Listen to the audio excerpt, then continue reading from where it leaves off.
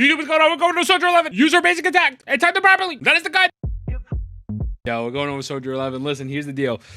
She is a very good unit, and it's cinema. When I use Soldier 11, I feel like Martin Squares a absolute cinema, brother. She's a fire DPS unit. She's simple. I'm not gonna lie to you. She is simple, but there is a little bit of skill check when you use her normal attack. So, get a drink, and every time I say, I'll show you this later, take a shot and comment how many shots you have taken. Probably do shots of water though, because if it was any type of liquor, I don't think you'd make it past the first 3 minutes, but we'll get to that later, right? So that's one. Also, sidebar, every 1,000 views are giving away 2 Welkins on this game, Genshin or Star Rail. So pick your choosing, and we will choose those people in the Discord. So join the Discord as well. With that being said, let's get into the kit. Soldier 11 is really unique in the fact that her kit, pretty much her skill, dodge, assist, her ult, all this stuff really revolves around her basic attack. And what I mean by that is this: she has 2 modes for her basic. She has her normal, which 4 slashes dealing physical damage. Then she has fire suppression, unleash a set of more powerful slashes when you hit attack at the right moment. Now, what the fuck is the right moment? Good, I don't know either. I pre-recorded it so that way I don't mess it up in this video, so you think I know what I'm talking about. The right moment is pretty much essentially you just have to wait to the end of each slash animation. So the first normal attack is, if you're only doing the basics, we're not including any other ults or anything, which we'll get to that in a moment. Her first normal attack is going to do physical damage, but her second attack, third, and fourth attack are going to do fire damage if you time them properly. I want to just show you there is a very big discrepancy in these attacks. So if we look, the hit damage multiplier 40, 48, 121, 252, and then the days 18, 37, 89. This goes up substantially, especially on the 4th hit. They're pretty much telling you, listen, dickhead, if you fuck up the other hits, you're okay, you'll be all right. Don't fuck up that 4th hit. The 4th hit is 402.7% multiplier. That's a lot of damage. So, and then obviously the 4th days multiplier as well goes up, not substantially, but it goes up. Like it still goes up, but really you're going to be getting a large amount of damage loss if you are not using these fire suppressions, and we'll go over the passives and whatnot as well. So her dodges are normal. Her dodges, nothing crazy. Rapid dodge, yada, yada, yada. Dodge to activate a slash. Dodge to dodge to dodge. If you could dodge a ball, dodge a dip, duck, dive, dodge, and dodge. Press perfect, dodge. Fuck, who said dodge? Okay, dodge whatever, all right? This is whatever. This is not important. It's not important, right? Yeah, it's not important. Assist is just giving fire damage. Dodge and assist, they're really just giving you extra fire damage. When you hop in on the field, dealing fire damage. Invulnerable, dealing fire damage. And yeah, that is, that's really those 2 in a nutshell. The ultimate and skill is where it ties into the normal attacks, which again, I'll show you in a gameplay loop in a moment. Press your normal skill to activate slash enemies nearby, dealing fire damage. This is, you really don't want to be using this. There really isn't much there to this. Like, obviously it does damage, but look at the difference between the normal, the 62 and 57, and the 797 and 593, and it also has an energy cost of 80. The enhanced special attack is with enough energy, slashes enemies nearby, dealing massive fire damage. Characters invulnerable while using the skill. So you can actually swap. You can do a swap mechanic. I'll show you in a minute because the animation is a little long on this. You definitely want to swap to another unit to get some other DPS out. After using skill, Soldier 11's basic attacks and dash attacks will trigger fire suppression up to 15 seconds or 8 times. So going back, when I said, hey, when you're starting off on the attack normal, your first normal attack is going to start with no fire infused attacks. If you use your enhanced skill, this is going to give your next 8 attacks that infusion. You pretty much can get off 2 full combos with the infusion right there. So you get this damage multiplier, 797, 593. That's if they're the days multiplier. And then you're getting all of this extra damage as well. You're getting that 402.7 2 times for free. You don't have to do anything. You simply just need to equip this, or hit this, I should say, or use it. Oh my God, I'm losing my mind. So in the normal attacks, you have to time it. And the timing can be a little weird, and it's kind of like, you know, I'm white, I got no rhythm. I'm Puerto Rican, but I got no rhythm. But you use this, you're chilling. You are absolutely chilling, and it's great damage. Ult is literally the same. The ult is literally the same thing. Chain attack and blowing flame, it's the same. After using the skill, soldier levels basic attacks and dash attacks for 15 seconds, 8 seconds. And then after using the skill, soldier levels 50 seconds, 8 times. I've watched a lot of Mr. Pokey. This is literally the same exact thing. You use either one of these, you get the 15-second enhancement or the 8 attack proc. So her kit is so simple in the sense that if you don't get the timings, that's fine. I mean, you're losing out on a ton of damage, right? But once you get that enhancement and once you get the decibels up, then you could, do big PP damage numbers. Her passive is pretty big. I think people need to really pay attention to the second portion of the passive. But when triggering fire suppression during a basic attack or dash attack, increase the attack damage by 40.8%, which is already insane. I mean, this is level 2, so obviously this is a little bit higher than what it was at level 1, but it's still fine. Like, it's just going to go up progressively. Additional ability. When another character in your squad shares the same attribute or faction, Soldier 11 deals 10% more fire damage. When attacking stun enemies, this effect is further enhanced by additional 22.5%. The reason why this is massive, gamers, this changes everything because of the fact that, as I discussed in my previous Triple Z, Zenless Zone Zero, I just discussed in that video, you want to have some sort of stun character on your team so that way you're able to do more damage to the opponent. So not only is their damage going to be increased because they're stunned, or excuse me, the damage they're going to be taking is increased because they're stunned, but you're going to be doing additional 22.5% because of the fact you have an additional fire character, which we'll get to teams later on, and I will show you which teams you should be using. They will all include a fire character. So that's pretty sick. And you do get these core skill enhancements that are going to give you crit rate. So 4.8, and then it says when triggering suppression during a basic attack or dash, increased by 40.8. This is just more damage, and then this is more crit rate. So this is really, really good. And it also alleviates a little bit of the worry of having to get crit rate artifacts or crit rate discs, which we'll get to in a moment. But pretty solid, pretty straightforward. I mean, it's the only annoying or tricky thing about the kit is simply the timing of the attacks. Constellations, I am going to be 1072% honest with you. I think it is way too early in this game for me to sit here and tell you that I think Constellations would be worth it on any character. With that being said, Rapid Heap is good. C1 is pretty valid. When Soldier 11 enters combat or switches in, if her energy is less than 40, her energy is recovered to 80. That is absolutely massive because if we swap back over here, it tells you the energy requirements for this is 80.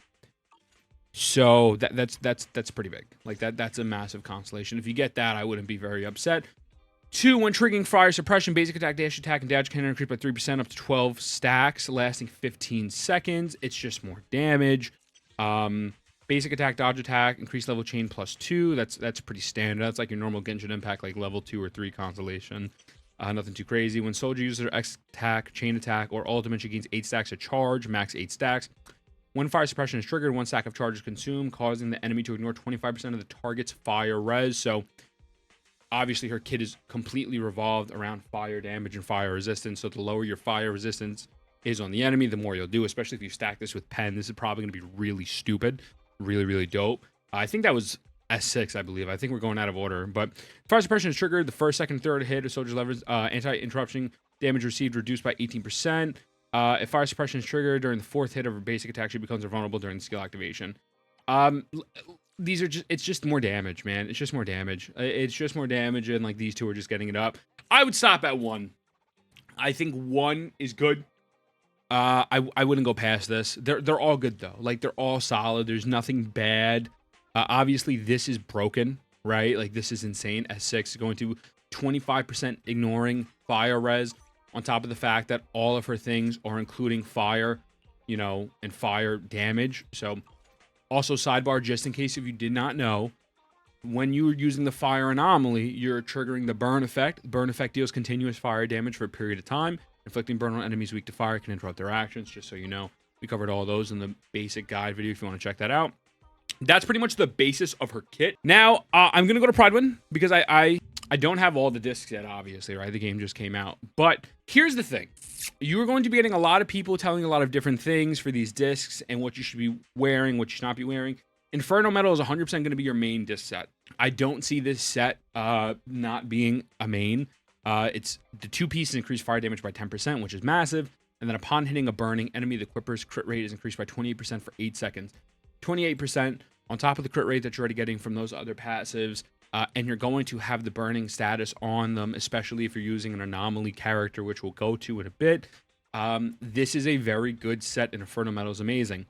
Now, a lot of people are suggesting other sets for the 2 pieces, and I really, truly do believe, I know it's going to be a little bit of a cop-out, I think it varies based on what you're doing and what you're running. For example, a lot of people going with Swing Jazz. Energy regen increased by 20% because an 80 cost is pretty high. They're trying to get that energy regen up as much as possible, so that way you don't have to worry about the times attacks. That is very good. I would personally probably go with that. People are going with Woodpecker, increased crit rate by 8%. I really feel that this is a waste. Unless you have really god-awful rolls on everything else, I think this is a little bit too much because of the fact you're getting so much crit rate from this set already, on top of the actual passives from the character. I think that's a little too much. I think that's overkill. So that's my opinion on those. You could go Woodpecker, you could go Swing Jazz, and you could go actually Puffer Electro, increases pen ratio by 8% because pen really does help. Or Hormone Punk, increase attack by 10. I would probably go with Swing Jazz though, so because I have, again, no rhythm, and I would like to just get my skill up as soon as possible. It's realistic because I suck. And what substats should be rolling for on these? Now, since, again, you are getting this crit rate, I would not really go for crit rate too much. I would honestly really double down on attack. I would double down on crit damage. I would double down on pen. Obviously, a little bit of crit rate here and there is not bad, right? But I would not go for crit rate as the substat, really due to the fact that you're getting so much already that it's not really worth it. So, crit rate's not bad, but those are the best substats. So Brimstone is really good. Brimstone is upon hitting an enemy with a basic attack, dash attack, or dodge counter, which is obviously we'll be doing. Increase Equipper's attack by 3.5, 4.4, 5.2, 6, or 7% for 8 seconds, stacking up to 8 times. The effect can trigger once every 0.5 seconds. The duration of each stack is calculated separately. This is very good because obviously their main DPS, you want to have as much attack, crit damage as possible to get as much DPS out there. For the 4 stars, I would honestly really just roll with Starlight Engine is really good. Launching a dodge counter, a quick assist increases the equipper's attack by 12, 13.8, 5, 15.6, 17.4, 19.2 for 12 seconds. It's very good. It's just good. Basic attack, and it gives attack here as well. And you could go for more crit rate. You could go for this one, the Cannon Rotar. Increase attack by 7.5, etc. Attacks that land a crit on an enemy will inflict an additional 200% of the attack as damage. This effect can only be triggered 8, 7.5, etc. However many seconds, and the crit rate goes up to 20. So if you get a crit rate 4-star, or you get that other one, I mean, this is just really giving you high base. This is just giving you high base attack. But personally, I'd probably just go for Cannon, just because of the fact that you're getting that crit rate of 20. You're getting that additional 200% attack, and again, it makes your life easier. You don't have to worry about crit rate on these artifact rolls. Team comps are simple. Unfortunately, on this account, I don't have who you need, but you need Colada. Colada is this fire stun unit, and this is going to help you, A, stun the enemy faster. B, you're going to get that passive to proc, where because they need at least someone from the same fire archetype. So, Colada is going to give them, it's going to stun the enemy really fast for you. Then after that, you could swap back to Soldier 11. Bang out the burst, do whatever you have to do, get your damage out there and maximize your DPS. And then the other spot could be Ben. You can run Lucy for support. That is very good as well. Again, I don't have her on this account as of yet. But really, any combination of Lucy, Colada, Ben.